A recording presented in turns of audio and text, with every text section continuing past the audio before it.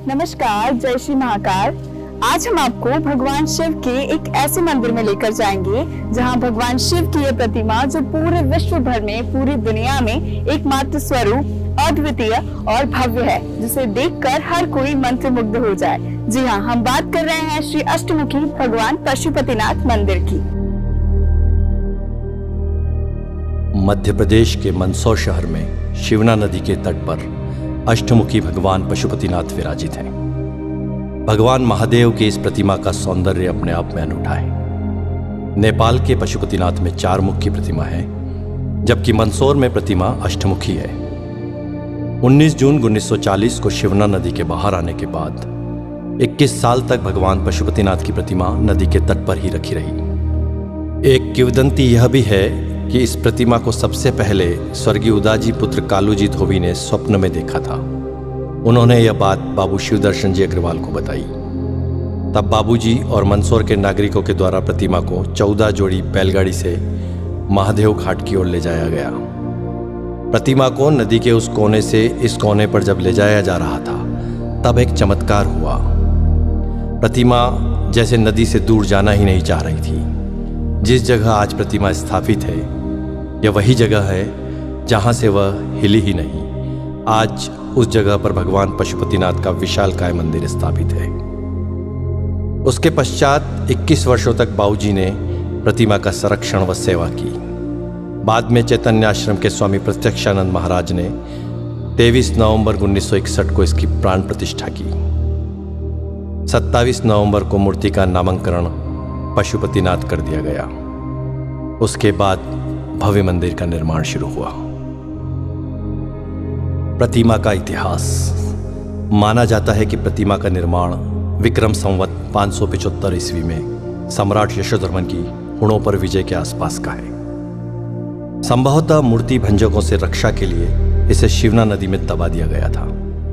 अनुमान के अनुसार अज्ञात कलाकार ने प्रतिमा के ऊपर के 4 मुख पूरी तरह बना दिए थे, जबकि नीचे के 4 मुख निर्माणाधीन थे। ऐसी है ये प्रतिमा।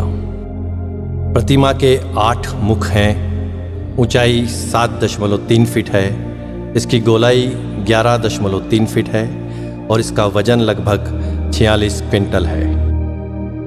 प्रतिमा के 8 मुखों का नामकरण भगवान शिव के अष्ट तत्व के अनुसार है। हर मुख के भाव व जीवन काल भी अलग अलग हैं। शर्व, भव, रुद्र, उग्र, भीम, पशुपति, ईशान और अंत में महादेव। यही अष्टमूर्तियां पृथ्वी, जल, अग्नि, वायु, आकाश, यजमान सूर्य और चंद्रमा को अधिष्ठित किए हुए हैं। भगवान पशुपतिनाथ महादेव का पूर्व मुख। पूर्व मुख जीवन की बाल्यावस्था का प्रतीक है। घुंघराले बाल, मोर पंख धारण किए, नाग नागिन का जोड़ा, कुंडल के रूप में भुजंगमाला पहने शिव एक बालक के समान लगते हैं, एक दिव्य बालक के समान।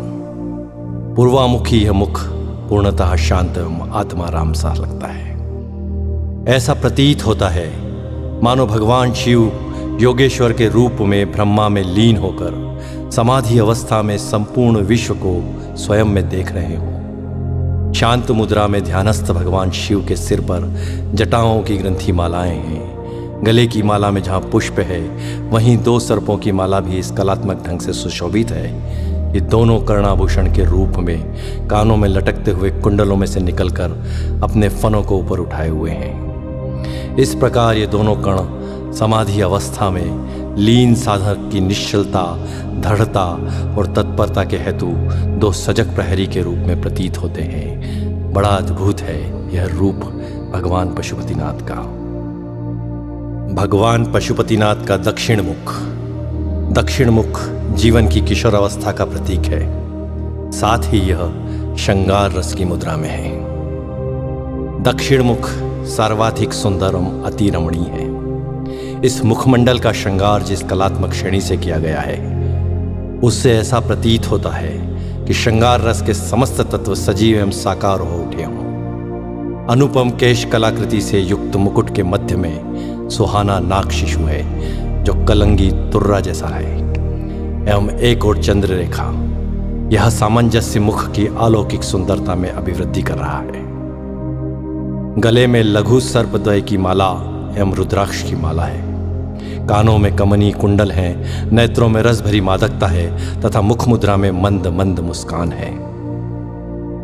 ऐसा लगता है मानो कुमार संभववर अपनी विवाह यात्रा पर चलते समय अपनी श्रृंगार लक्ष्मी की आत्ममोहिनी छवि को स्वयं में मुग्ध होकर रसमय हो रहे हैं। ऐसा है भगवान पशुपतिनाथ का दक्षिण मुख।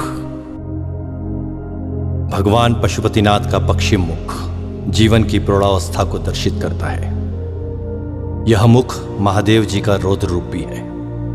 अधरोष्टम नेत्र खुले हैं, मुख वक्र है, पोहें चढ़ी हैं, जटाजूट का अभाव है। सर्पों के साथ केश ग्रंथित हैं। गले में कनेर व आंकड़े के पुष्प की माला है। तप में बाधा डालने वाले कामदेव पर महादेव को इतना क्रोध है कि उनको यहां देख पाना भी कठिन है। तृतीय नेत्र खुला है जिसमें से आंख की लपटें निकल रही हैं। अंगारे के समान धधकते तृतीय नेत्र का तप मुखमंडल पर छाया हुआ है। द्विसर्प के मध्य ओम अंकित है जो भगवान शिव का शिवत्व सूचक है। रौद्र, भयानक एवं वीर, इन तीनों रसों की व्यंजना इस प्रलयकारी रूप से स्पष्ट है।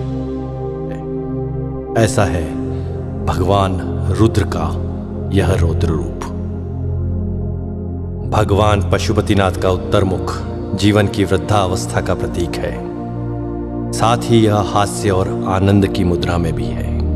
कपोल फूल है, जटाजूट प्रसाधन दर्शनीय है। गले में छोटे व बड़े मणियों की माला है। विशाल जटाजूट स्वतः ही श्रृंगार रूप में है।